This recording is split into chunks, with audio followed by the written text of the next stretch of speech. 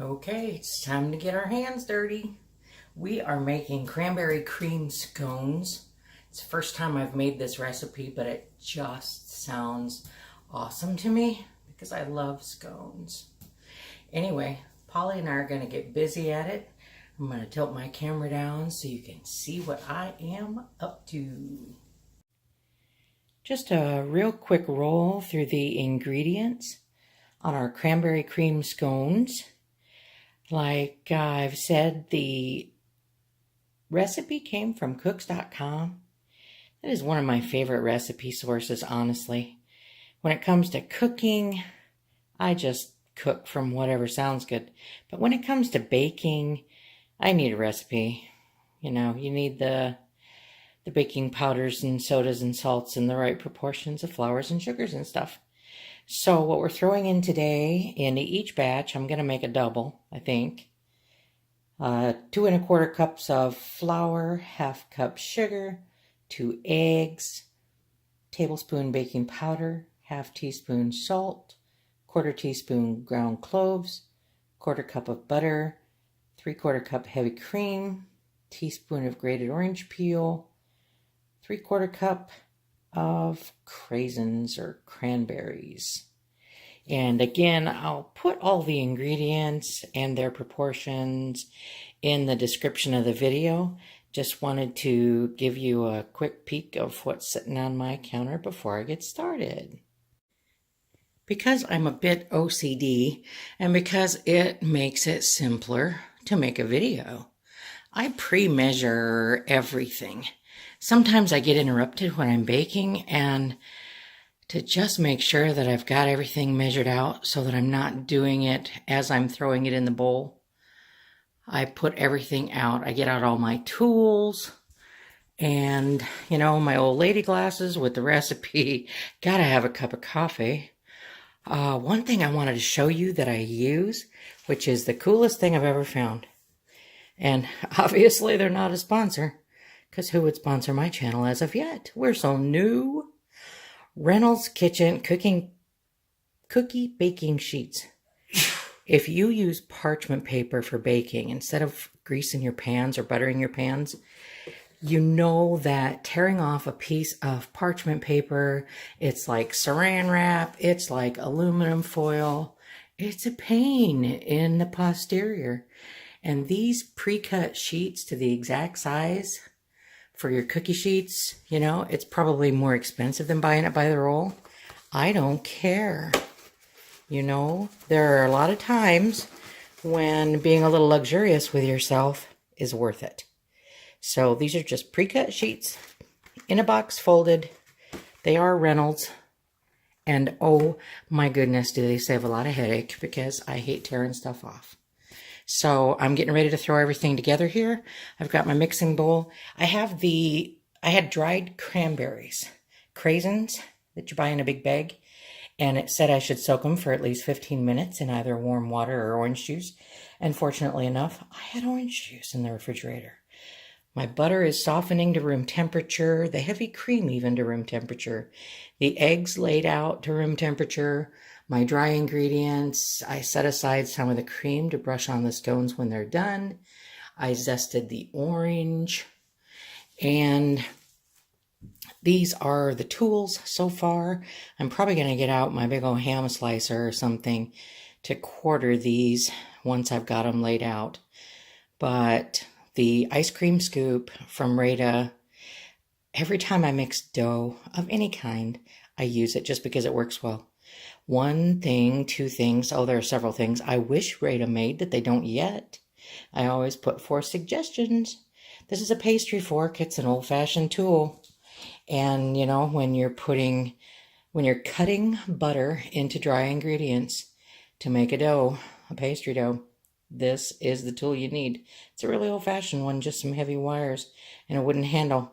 But, you know, it works. People use them so rarely anymore is probably why they don't make them. People use them for decorations and stuff like that would consider it an antique. Pastry brush. It's silicone. And that way it's real easy to clean. It's not going to collect any of the particles of whatever you are using it to spread. And, you know, it'll easily go through the dishwasher. It can withstand the heat. It's made of the same silicone that I've got some hot mitts made out of. They even make baking pans out of silicone anymore. Anyhow, I just wanted to show you how I set everything out. It can save you time in the long run when you've just got it pre-measured sitting there waiting for you to put it all together. I'm gonna go preheat the oven and we'll get rolling. As per the instructions, the first thing we want to do is mix our dry ingredients and then cut in the butter. So in that bowl was the flour and the sugar. In this bowl are the cloves, the salt, and the baking powder. Again, I will put the entire recipe in the description in this video. So I always wear gloves anymore when I'm working with any kind of dough or something that's going to crawl up under my fingernails. It's just kind of a pet peeve or an uncomfortable feeling for me. This way I know everything stays cleaner, because we do have several little dogs in the house. And also, all the doughs that I've worked with, they don't seem to stick to the vinyl gloves like they stick to my fingers. So that just makes everything work better. By the way, I am making a double batch. So I will put the single batch recipe in the description. Just know that I'm doubling it up. Because not only do Bubba and I like scones, but my folks like scones too. And we just might be bumping into them tomorrow. Alright, combine the dry ingredients, cut in the butter. Pastry knife, pastry blender, simplest, basic, classic, vintage kitchen tool. Hey, my oven's hot. How about that for timing? Basically, you want to make sure that you've pretty much gotten your butter to room temperature. Otherwise, it'll be very difficult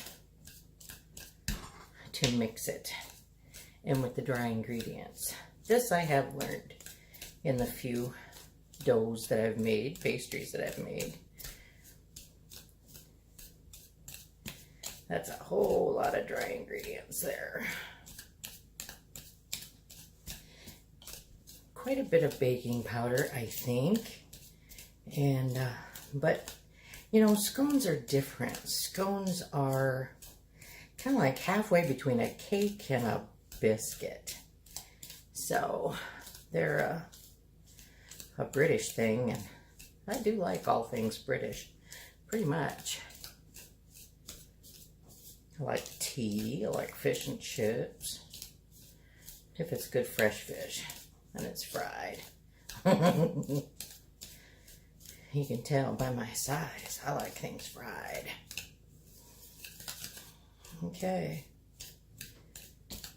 Basically, you want to evenly biddy up the butter throughout the flour to make this so that it will evenly leave little pockets of air when it cooks in. I watched the Great British Baking Show. That's where I learned my pastry information. Okay.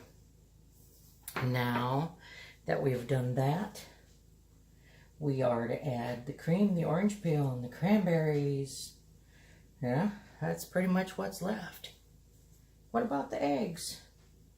They didn't say anything about the eggs when they're putting it all together. I guess they go in now too. Looks like all the wet ingredients go in.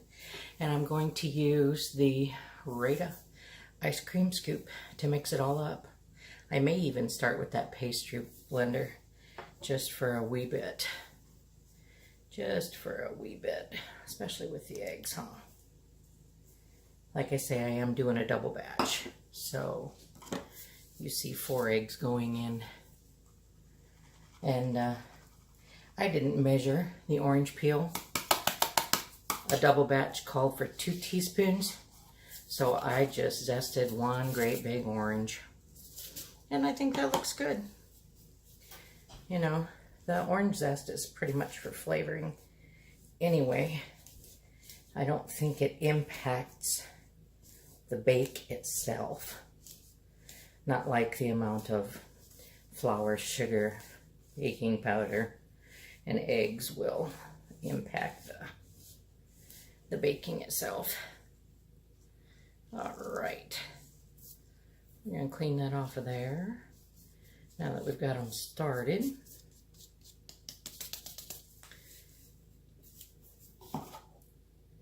The table gets piled up.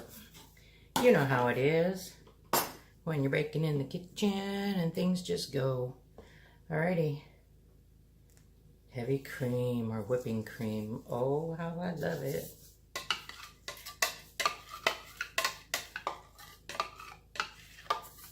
Make sure we get it all in there. I did hold out what the recipe requested to brush on top of the scones when they come out of the oven. Again, I took this recipe off cooks.com and there seemed to be, you know, like a couple steps missing in the description.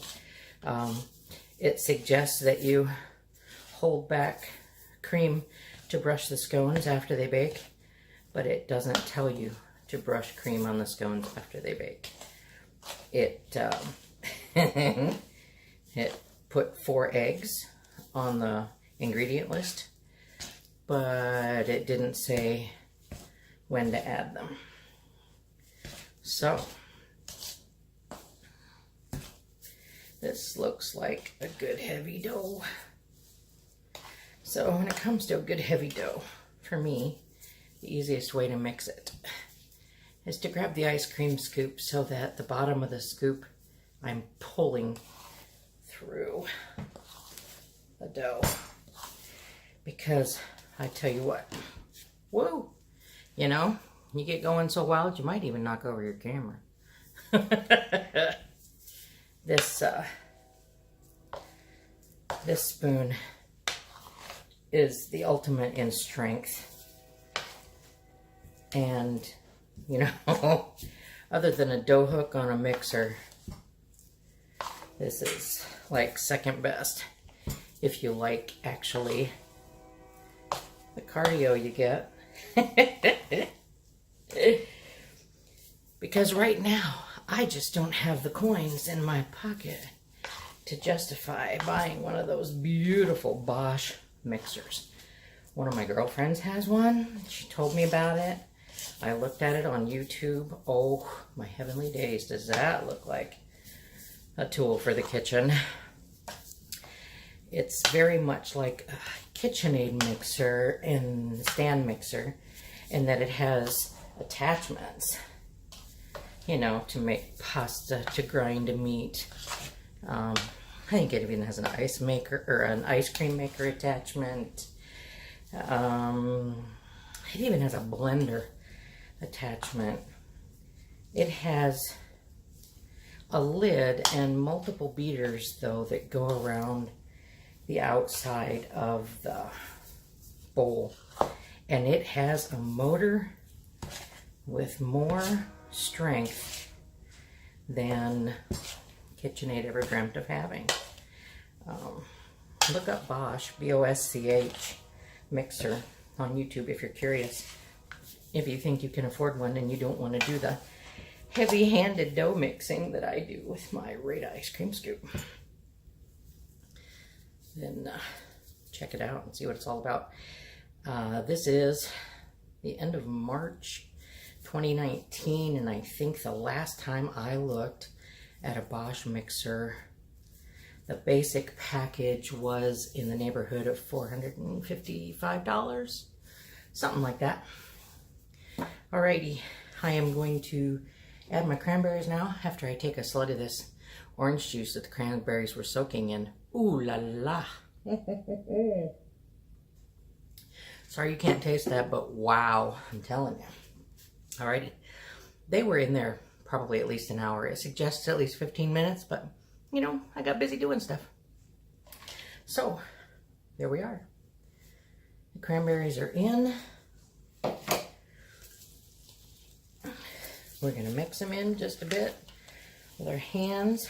Then we are to turn it out and knead it, but not an awful lot before we press it and cut it. Put it on those cookie sheets that I showed you, which are covered with parchment paper, because I like parchment paper more than greasing when I'm baking. The cookies seem to sit still better and not spread out so much. I usually end up with flat cookies because they spread out on me. All right. I think my cranberries are pretty wet because I soaked them so long, but I don't think that'll be a problem. Get all this stuff out of my way here. I'm a little OCD. I can't handle clutter. Clutter. Such a mess. All right. Yeah, this is a wet dough. But I may even have to go get one of those beautiful, awesome, bestest in the world Rita spatulas.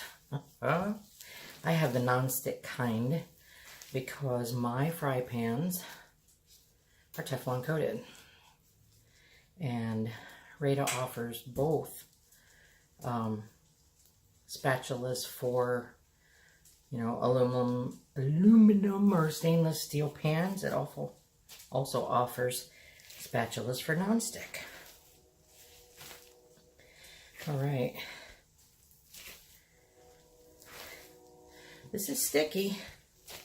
I'm here to tell you. And it's a double batch. It didn't say how thin I should spread it. I've seen thick scones and I've seen thin scones. It gives me a baking temperature and a time, 425 for 12 to 17 minutes or until golden brown on the edges. So I'm going to keep pushing it, I guess, until I get to the edges of the cutting board.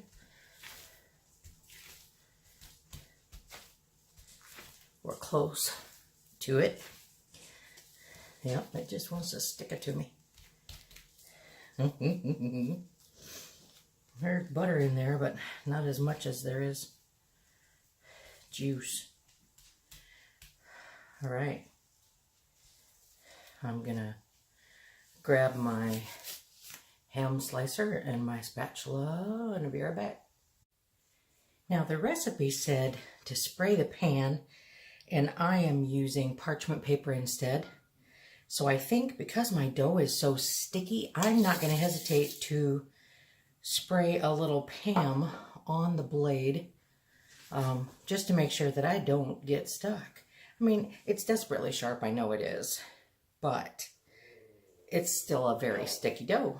So here we go. Let's do this. Let's see how creative we can be. I love this ham slicer.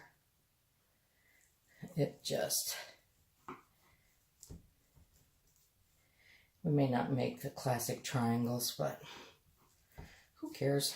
They're for us to eat. There we go. We'll make some triangles on this side.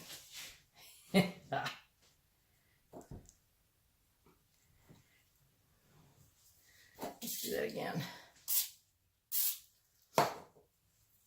Sticky. Okay.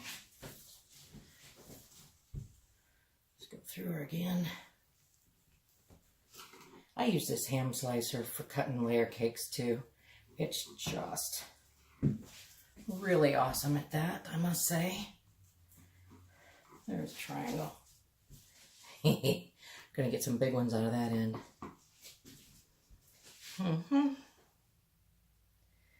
Let's just go this way.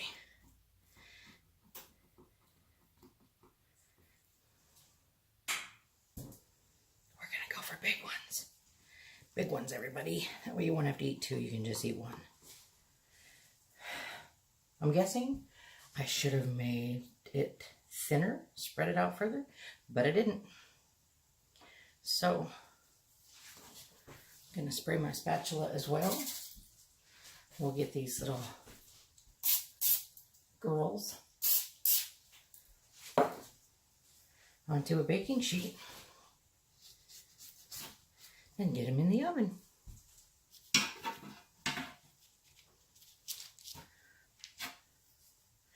All right, so far so good.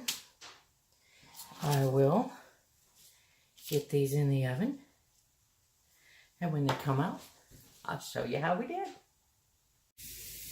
Now, I don't know about you, but I have never brushed anything with cream when it came out of the oven.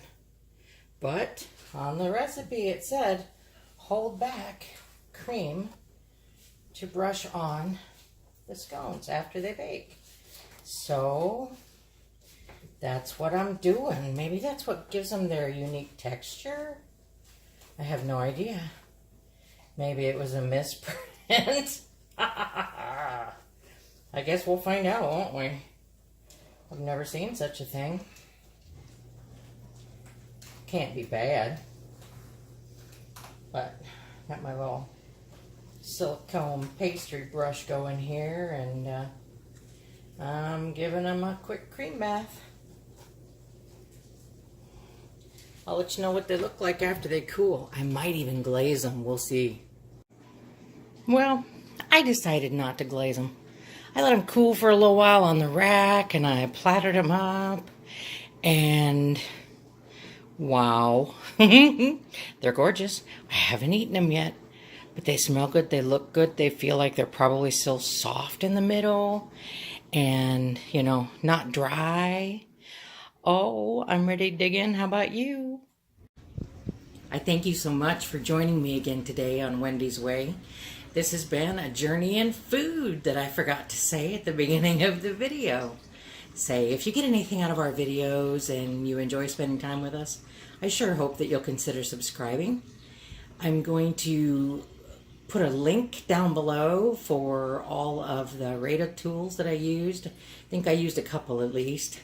And then if you feel like it, you can go to the Rada Kitchen store and you can order any product you find there under Wendy's Way.